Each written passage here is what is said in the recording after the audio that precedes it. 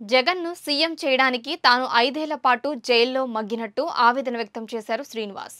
జగన్పై కోడికత్తితో దాడి చేసి కోడికత్తి శ్రీనివాస్గా ముద్రపడిన అతను ఈరోజు టీడీపీలో చేరారు. వైసీపీ అంటే తనకు అభిమానమని, కానీ కష్టకాలంలో తనను ఎవరూ పట్టించుకోలేదన్నారు.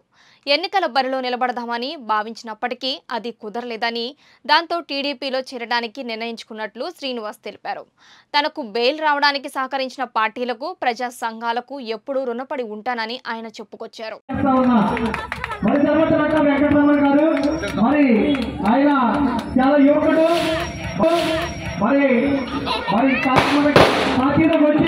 ఎంతో కృషి చేస్తున్నారు. థ్యాంక్ యూ రమణ గారు, థ్యాంక్ యూ జలపల్లి వెంకటేశ్వర గారిని కూడా థ్యాంక్ యూ సార్. తర్వాత వెంకటరమణ ఒకే గ్రామం గురించి ఆహ్వానిస్తూ జలపల్లి మరి మీరు పార్టీలో వచ్చినందుకు జగన్ గారు వెంకటకృష్ణ గారిని ఆపుతున్నాము. మందగడి కృష్ణ గాంధీ గారు, తర్వాత అన్నవరం గారు, విజయ అన్నవరం రండి సార్ మరి తెలుగు పార్టీలోకి వస్తున్నారు. అలాగే జానీ గారు, చిన్న జానీ గారు మరి ఎక్కడున్న అవసరంగా కోరుతున్నారు. తర్వాత పెద్దపూడి శ్రీ గారు, పెద్ద దుర్గాప్రసాద్ సన్నా బాపూజీ దుర్గాప్రసాద్ గారిని I'm very sorry, thank you sir. అలాగే మరి ఏమైతే ఒక ఏదైతే అభివృద్ధి చెందంటే ఆ దేశంలో ఉన్నటువంటి స్త్రీల అభివృద్ధి జానీ గారు, జానీ గారు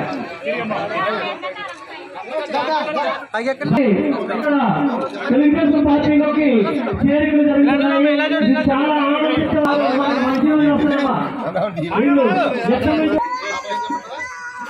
జనపతి సత్యవతి గారు, వాడపల్లి నాగలక్ష్మి గారు,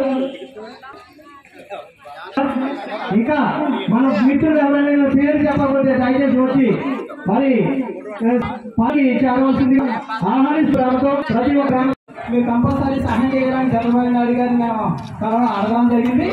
ఆ విధంగా మనం తెలుగుదేశం నాయకులు కూడా సపోర్ట్ చేస్తారు. ఈ రోజు మా తమ్ముడు బయటకు వచ్చాడంటే ప్రధాన కారణం తెలుగుదేశం పార్టీ.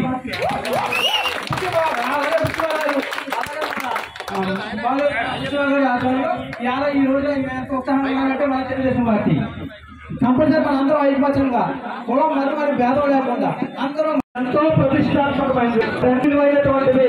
మరి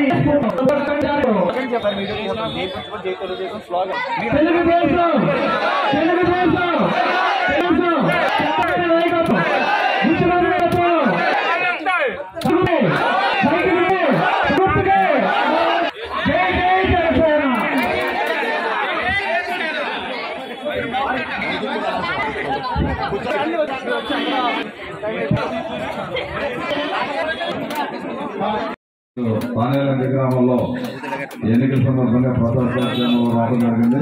ఉదయం నుంచి కూడా గ్రామాల్లో తిరిగాం. మరొక ఏదైతే పెద్దపేటలో వర్షమాడు మన కొంకె అంబేద్కర్ గారి ఆధ్వర్యంలో 20 మంది మన యువకులందరూ కూడా, సోదరిమణులందరూ కూడా, వార్షిక రత్నం గారు కుటుంబ సభ్యులు అందరూ కూడా జాయిన్ అవడం మనకు సంతోషం. మరి ఎందుకంటే 2014లో మీరందరూ కూడా నాకు అత్యధిక మెజార్టీతో అసెంబ్లీకి పంపారు. అదేవిధంగా నేను ఆ రోజు నియోజకవర్గంతో అభివృద్ధి పథకంలో నడిపాం. చంద్రబాబు నాయుడు గారు రాష్ట్రాన్ని మా భావితరాలకు ఒక పునాదులు వేసి అభివృద్ధి 2 కళ్ళకు మన పార్టీ రాష్ట్రంలో నడిపించారు. 2019లో జగన్మోహన్ రెడ్డి ఒక్క ఛాన్స్ ఎస్సీలను అమ్మాయాలు, దళితులందరూ అమ్మాయాలు, ఎస్సీలను అమ్మాయినట్లేదు అని చెప్పి చేసింది సమాజం.